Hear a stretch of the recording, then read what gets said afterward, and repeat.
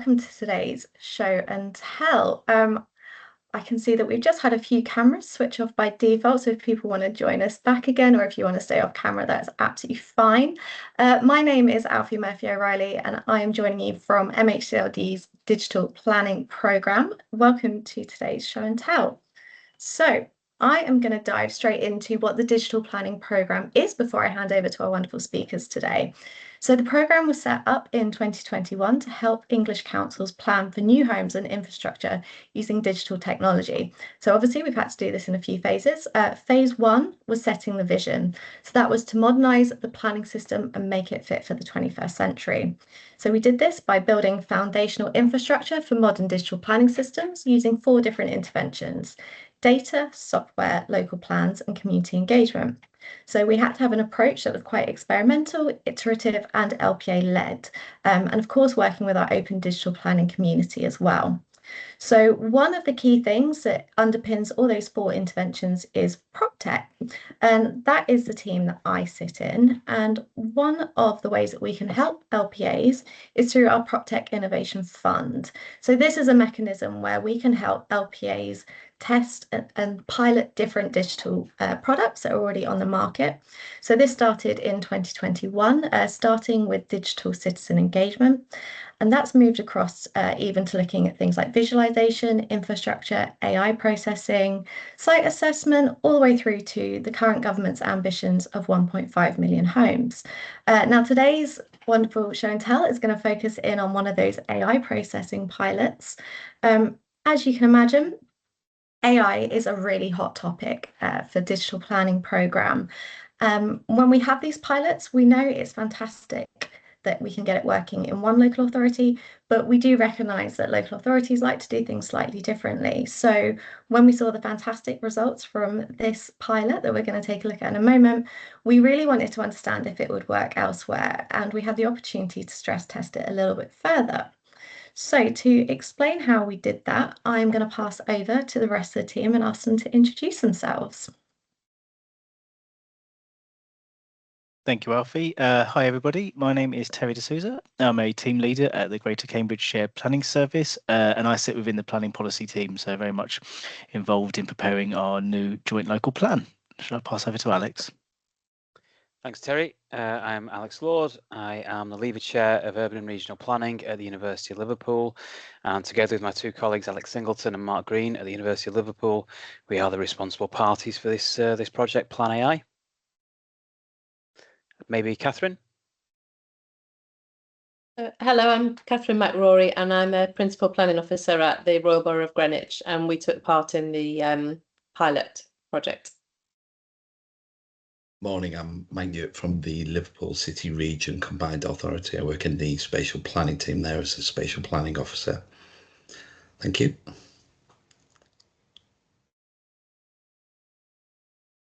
Brilliant. So just in terms of kind of the journey that we've been on, I thought it might just help to just sort of set the kind of context for this project. So I think usually it kind of helps to start with the kind of problem statement. So for us at Greater Cambridge, we typically receive around 9,500 representations every time we go out for our local plan consultation, which is quite a lot. It's probably most than the majority of authorities, maybe partly because we've got a very engaged community, but also we represent 2 planning authorities with South Cambridgeshire District Council and Cambridge City Council. Now 9,500 reps takes a lot of officer time to sort of process and summarise as well as respond to.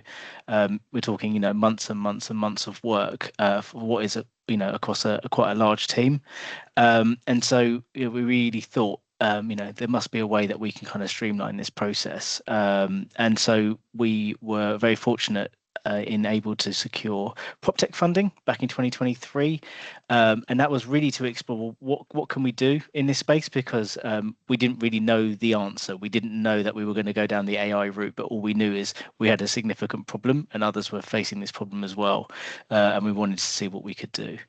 So there's a few things that we kind of started off with. First of all, we did some end-to-end process mapping, and we got a sort of a third-party consultant to come in and help us do that, understand where the pain points are in our internal processes.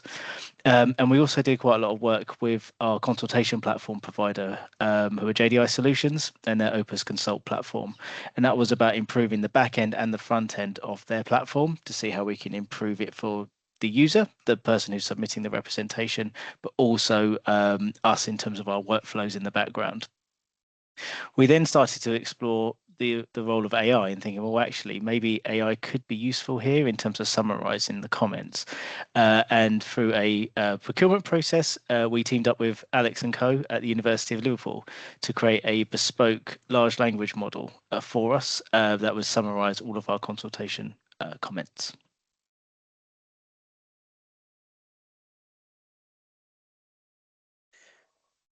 Shall I speak to this slide? Yeah, super. All right, so thanks, Terry. That was a really good sort of contextual background to this. So as Terry says, we've been working with the Greater Cambridgeshire Planning since 2024, trying to develop an AI-based approach to managing public consultation. So the underlying principle for this is that, as Terry has also identified, there's a huge amount of planning officer time which gets expended on reading, summarizing, and also obviously trying to understand like the contours and the character of the consultation exercise as a whole. In really important local authorities like Greater Cambridgeshire Planning, growth areas, really important historic environment, natural environment, etc. As well, as you can imagine, this elicits lots of responses. And it's not something that a human being is necessarily, we don't train planners to be, expert speed readers or anything like that. We train planners to do the core activities that planning entails. So this seems like an obvious place where some of the growth of the technology that's occurred alongside this or in parallel to this particular moment in time could be used to provide a support to planning officers for this specific task. So this is the birth then of PlanAI, which does two things effectively. It produces summaries of every response to a consultation. And it also produces an aggregate scale analysis. So to try and understand which parts of a document are being commented upon, what the character of that commentary is, also trying to understand the geography of that. We try to understand where responses are emanating from. So a whole kind of set of characteristics that comprise what the actual consultation means, or to try and elicit like the truth and the meaning of what the consultation exercise is designed to achieve. So that goes back to the early part of 2024. We developed that very collaboratively with the colleagues in GCSP. And then maybe Alfie, if you could just go to the next slide. We started to use it in 2025. So there were three SPDs that GCSP consulted upon in 2025, in the early part of 2025, which we used the technology for alongside a human planning officer. So this was a really good opportunity for us to experiment with it, test it, and so forth. And so all of this really speaks to this sort of the emergent or infancy of this bit of technology. We spent a lot of time working with GCSP to develop it. So it's been trialed on 15 years of historic data, which is, I think, just over 500,000 records. So there's a lot of background gone into this. We did some focus groups as well to try and include users of the planning system and also just general members of the public as well, to try and articulate what the tool was designed to do. Really to try and encourage some confidence in its use, to understand as well, what people's anxieties were about how it might be used. So I'll do this set of points from left down and then go to the bottom right-hand corner. One of the things we learned from those focus groups was that people were very keen to see if the technology could improve or enhance the process. So one of the things that we've done most recently is to integrate into the JDI Opus Consult system. At the moment that a submitter makes their response, it gives them the opportunity to see the summary that they get, that the AI generates for them. So it's an extra human touch point, in contrast to what might have happened historically, where a respondent makes a submission and then that's the last time they see it. They don't know what the summary looks like. This is an opportunity for the technology to hopefully enhance that process, encourage public confidence in it, or statutory consultee confidence in it as well.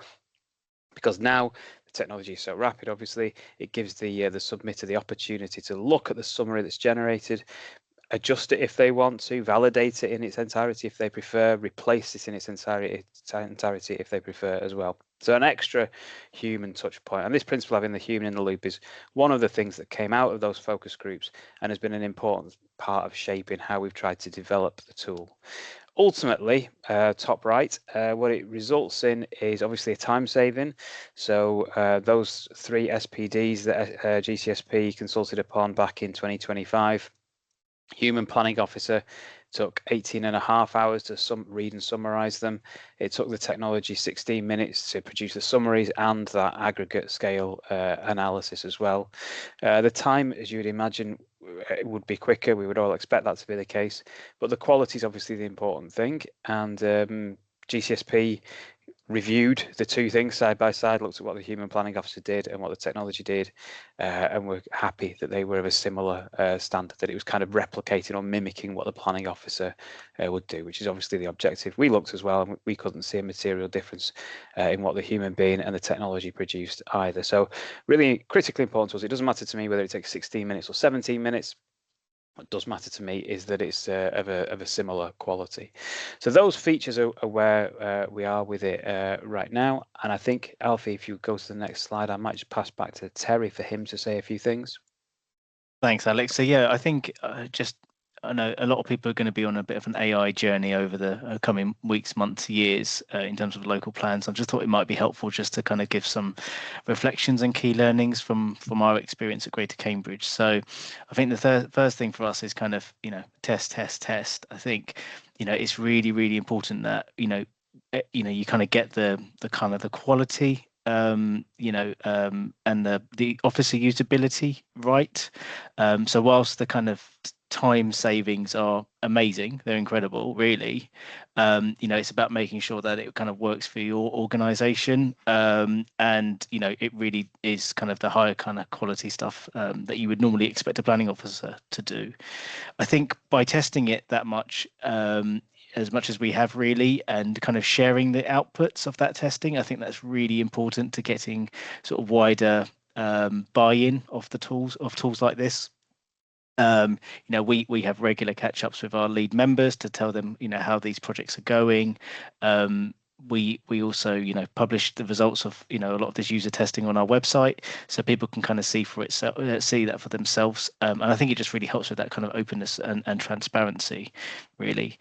I think kind of data governance teams, infogov teams, and data security teams are absolutely critical in this process as well. And kind of getting them in at the very, very early stages is just such a key stage.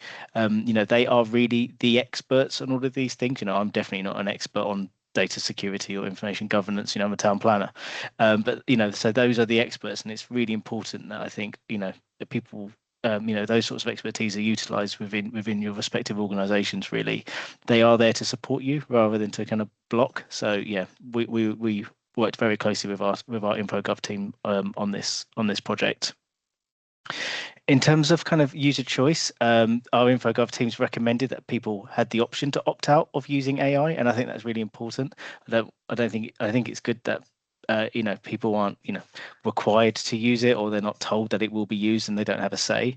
So from our last round of public consultation that we did on our draft plan, about 5% of people opted out of using PlanAI. And that was fine. Officers just summarised those as we have done historically, but it gave people that choice, and I think that's really important, because ultimately you don't want to discourage people from engaging in the plan making process. I think as well, it's really important. Alex sort of touched on the sort of human in the loop, which is a phrase that we use quite frequently. AI is never going to do everything correctly all of the time. So I like to think of it as doing a very, very good draft of something, and actually that draft needs checking. I suppose I would say, who would ever publish a report on their website without checking it before you did that? I don't think anyone would. I don't think any organization would do that. So I think it's really important that we kind of use that kind of human in the loop concept as you kind of, see those outputs and make sure that, they are of a really good quality. But, generally speaking, we've been really pleased with what PlanAI has been able to do for us. I think the digital mindset is really important. I think as planners, we are so used to, right, we need to produce a local plan. It's going to be a PDF. It's going to sit on the website. And then the kind of digital stuff all happens towards the back end of the process. Actually, you kind of got to reverse engineer that sort of mindset a little bit. It's really thinking about how will an AI tool or a user read the local plan in a digital format. For example, even thinking about your policy coding and the names of your policies and how that's sort of structured within the document, all of that is really critical.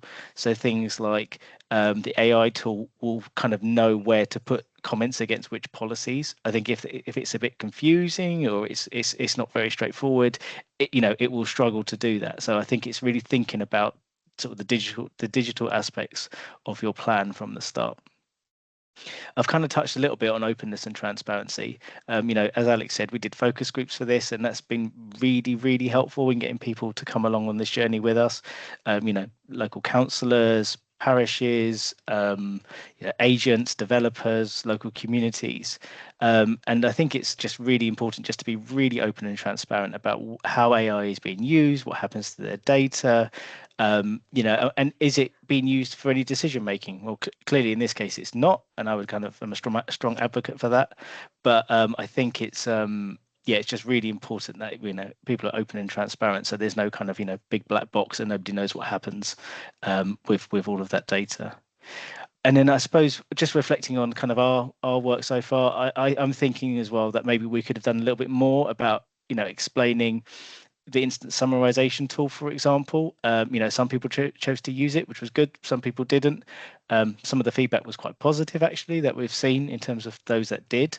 But I do wonder whether we could have actually put a little bit more of explanation around it just to help guide people a little bit more about, what it's doing and how it works. So, whilst we've got a lot of stuff on our website about how it's used, it's not actually completely embedded within the Opus Consult bit around the background, and if you want to find out more, you can find out more by clicking this link. So I think we could probably do more to encourage further uptake of the use of the instant summarization tool as an example. So I think it's really important just to have that kind of reflective pause before you jump onto the next stage of plan making, just to make sure that you're kind of really utilizing this and people are really understanding what's happening with their data and what's happening with the AI outputs. So hopefully that's helpful in terms of our reflections, but I think Catherine and Mike are going to share some of those now. I think it's actually me first. Sorry, Alex. Sorry, that's all right, no worries. So I'll tee Catherine and Mike up by just kind of giving a quick overview of the pilots that we conducted. Obviously, I second everything that Terry's just described. So this table just basically gives a summary of what was done with each of the 5 pilot authorities. So in aggregate, we've looked at 1,936 submissions across those 5 pilots. Those submissions comprise representations. Submitter may make several points. So 4,607 responses contained in those submissions. Technology takes a submission and breaks it down into its constituent responses and then attaches it to the relevant part of the local plan, which is what Terry is talking about. Obviously, if the plan is structured in a really coherent way with lots of discrete policies, the technology, just like a human being, is better equipped to deal with that. It took us 120 minutes in aggregate to look at those 4,607 reps. So the technology took around 20 minutes in most places. Tameside being the outlier, just over half an hour, but they are the outlier in terms of the number of submissions. So 120 or 2 hours, if you prefer, of processing time. We allocate, based on sort of the experience of looking at this with across local authorities now, it takes roughly about half an hour on average for a local authority planning officer to download a response, read it, split it up into its individual representations, produce a summary of it, and any kind of analysis that goes alongside that. Obviously, some responses are quite short and take less than half an hour. Others, particularly statutory consultees, can be very lengthy, cover lots of parts of the plan and require much more than that. So we estimate around 25. So you can see number of time in weeks in the third column from the end. And then an estimate based on a very conservative estimate of what a planning officer's time might equate to there as well. Now, when I do my other job, which is talking to 18 to 21-year-olds in lecture theatres, people tell me that it's a bad idea to just put up a table like that and then just leave it as blank data. Try and think of some way of illustrating it in a kind of meaningful way. So I asked Google, Alfie, if you could advance us, what could you do in 2 hours, the 2 hours of processing time? What could you accomplish in that? And it tells me that I could walk from Marsham Street, the home of the Ministry of Housing, Community and Local Government, to Highgate Cemetery in North London. I tried to get to other well-known landmarks in London, but that was probably one of the better known ones within a 2-hour radius. I've called it the PlanAI walk. If you would advance the slide one more, Alfie, I'd be very grateful. What could you do in 25 hours of walking time? So an average walking pace, I'm led to believe that you could walk from the same starting point, but you would get to Cairo in Egypt. So just a maybe glib, but just a way of illustrating what the time saving of using some technology to support this is. And I think I've heard Terry talk about GCSP's last local plan, 450 hours of planning officer time over 9 months. So I say it's glib, but at the same time, it is a really significant, efficiency change to see some technology introduced into the front part of that. And just to reiterate everything that Terry said as well, it never makes advice. It doesn't provide any kind of recommendation, anything like that. It's simply cued to provide a neutral account in a completely equitable way of all planning, all responses to a planning consultation. So that's where we sort of stand now. Obviously, it's really important to us to have the feedback from the individual pilot authorities as well. So I'll pass to them in a second. I just want to reiterate one just thing as a footnote. So when I quote these numbers, I'm not saying that this is everything. As Terry said, it's sensible for a planning officer to check things before you put them on the website. There's also the assemblage of data. That's variable. Different local authorities have different approaches to data management. Some of them, the ones on the call today, are really excellent. They're very good at assembling and managing and collating the data. Others have got different management practices to that. So I'm not counting in that time, the amount of time it takes you to assemble your data, just the amount of time it would take you once it's there for the technology to deal with it versus the amount of time it would take a human planning officer to deal with it. Alfie, if you would do the next slide, I'll pass to the next speaker, which is Catherine in Greenwich. Hello, thanks, Alex, thanks, Terry. So just quickly to sort of explain why we sort of were happy to or keen to take part in the project, is that because we're on a very tight programme at the moment. So our Regulation 18 local plan consultation closed in February, and we need to move to Reg 19 in the summer with a submission deadline, obviously, by the end of the year. And when we factored in committee cycles, it left us with a roughly kind of a 3-month window to process representations and to prepare the revised plan.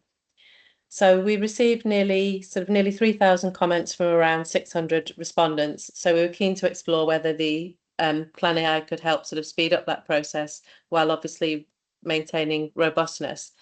So I've been asked to talk about kind of our experiences in the project and the lessons learned. So in terms of our experience, one of the key lessons learned, and Alex has just kind of alluded to this, is that the suggested sort of 16-minute processing time that Terry mentioned, or as Alex just showed in his table, sort of 27 minutes for Greenwich, obviously doesn't reflect the full process.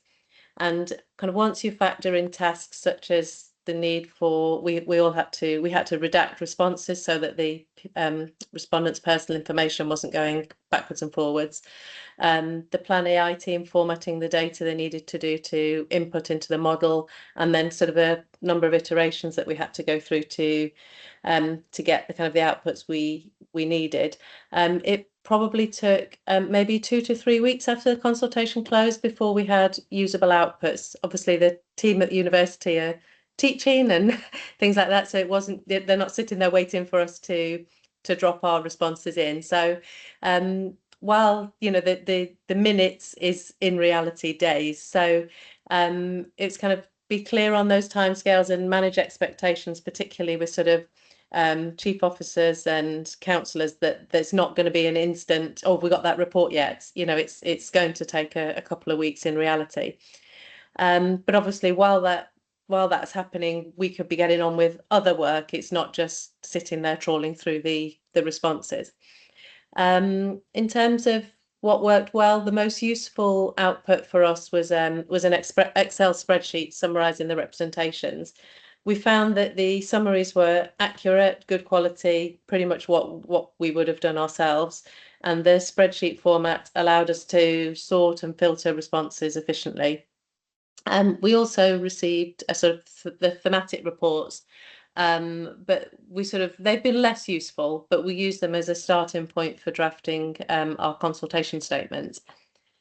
So sort of the main challenges in terms of the summaries, the sort of policy tagging wasn't always accurate, so we needed to carry out manual checks.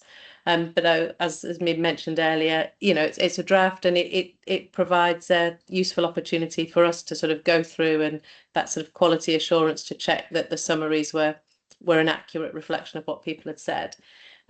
We found that the model particularly struggled where our local plan policies overlapped, and I think that's what Terry alluded to, that if you were considering what you were going to be processing further down the line, we could maybe have structured our plan, numbered our policies differently, a little bit more structure might have helped. But we weren't, that wasn't in our mind. We weren't even, involved in the project at that point. What else could I say? We found that another issue with the thematic reports was they didn't distinguish sufficiently between the volume of responses, so the kind of weighting wasn't necessarily clear. So kind of a single objection would appear as prominently as an issue that had been raised by sort of 100 residents. It would still just be one line in the document. So it kind of took a few iterations with the team adjusting the parameters of the model, a bit of backwards and forwards between ourselves, great collaboration with the team there, to produce kind of the level of detail we needed, testing different formats and outputs. So in terms of key messages for other local planning authorities, we found that the PlanAI was a really powerful support tool, especially when you're dealing with large volumes of reps under tight timescales. But it's not a replacement for officer input, and that's good news for our jobs, I suppose, at the end of the day. But you sort of need to build in time for those additional iterations, be clear to yourselves and to the team about the outputs that you want from the start, and ensure that there's kind of adequate quality assurance built into the process. Used in the right way, it's definitely improved efficiency, but it's kind of works best as part of a managed workflow rather than on its own as a quick fix. So again, just to sum up, we've been really grateful to be involved in the project. It's helped us, and sort of keen to see how it develops in the future. And that's me. Okay, thanks. I have not prepared a slide, but I will just talk through what our thoughts on being involved in the process. I think if we look at the actual project itself, we're a fairly small team here at the CA. So one of the things that we were expecting and hoping out of the PlanAI project was that there would be that speed of output and it would save on officer time. I think we're going through our development of our spatial development strategy, so the policy document, and as I said, we've got a small team, and we probably don't spend as much time on the actual policy development as we like at the moment. moving through and having to go through the consultation exercises, it's sort of, you look and think, okay, how are we going to devote our time to summarising those responses? So, to be involved in this project, the pilot that's going to develop a tool that will help us in that area, I think we thought we were quite excited about that. There were, everyone's got their opinion of AI and how well it can be used and what we can use it for. And I think one of the key things was looking at the quality of the output. So just to focus on the project itself, I think it was run very well. I think one of the key things that I thought that worked really well was the number of pilot authorities. I think we captured about the right number of pilot authorities. I think there's about 5 or 6 of us. So there was a lot of commonality in our expectations, but there was also a good sort of divergence so that we could, we're looking at say the expectation of how the product was going to be formatted would differ from the sort of pilot authorities. So I think the team at University of Liverpool responded really well to that, and we probably benefited from the previous queries and issues and requests into University of Liverpool. So maybe the product that we got back was part of the that iteration process that then worked well for us. I think one of the key things was officer time and how much we were going to have to we were going to have to input into this. And I think that the providing the baseline data to University of Liverpool was fairly painless, which was excellent from our point of view and our involvement in the project. I think that if we're looking at how the tool will be used in the future and what I'd recommend or lessons to be learned for the LPAs, other LPAs using it, I think it was touched on a little bit. Terry mentioned this understanding of how the tool works, and I think that would be one of the key things that I would recommend that the LPAs using the tool understand. So there may be an expectation of how you think a consultation response will be processed, and the PlanAI tool might not process that, might not assign it to the policy you thought it would be assigned to, might not be assigned to the section of the report you thought it was, but there's a reason why that is. And I think if you can understand those reasons, I think that helps you in giving you the correct level of confidence in the product that comes out of the tool. I think one of the things maybe is that if that could be shown, an explanation of how it works and it's shown with examples, so that there'd be an example of a response and the way that the tool would then assign that to a policy or assign that to a section of the engagement or consultation document. I think that would be useful. And to go back, it would also encourage that human in the loop process that I think is one of the key things that has been mentioned time and time again. It won't always produce the report won't always be exactly what you expected, so you need to go in there and understand why that's happened and make sure you're there as the final sort of arbiter of the report, the final sign off for that report and how it's used. I think the ability for the PlanAI tool to produce different reports in different formats fairly quickly, I think is very useful. One of the things would be maybe that there could be an example of how these things could be used. Part of our process for an SDS and for other LPAs is that we have to go through an examination in public. There's a possibility that a report with a different format could be used for those examiners, so that could help them and also help their time. I think the other thing that we slightly hit upon, maybe it's a small thing, but that we needed data sharing agreement, and then and just to sort of touch back on that, just how those different products could be used. So as a we've got an understanding that we wanted to summarize our engagement responses for certain reasons. I mean, one of the things that I, briefing our sort of leadership team, I think they sort of expect a high level outcome of what people are, what our residents are saying about the policy document, and I think it could be used in that way. But overall, I thought it was a well-run project, and probably a stepping stone to an extremely good tool that could be used in the future, or should be used in the future for the summarising the engagement responses and possibly other uses. Thanks. Brilliant. Thank you, everyone. Opportunity for any final thoughts from the speakers today? No, great. Well, then I'd like to thank you all for your time. That was a brilliant presentation.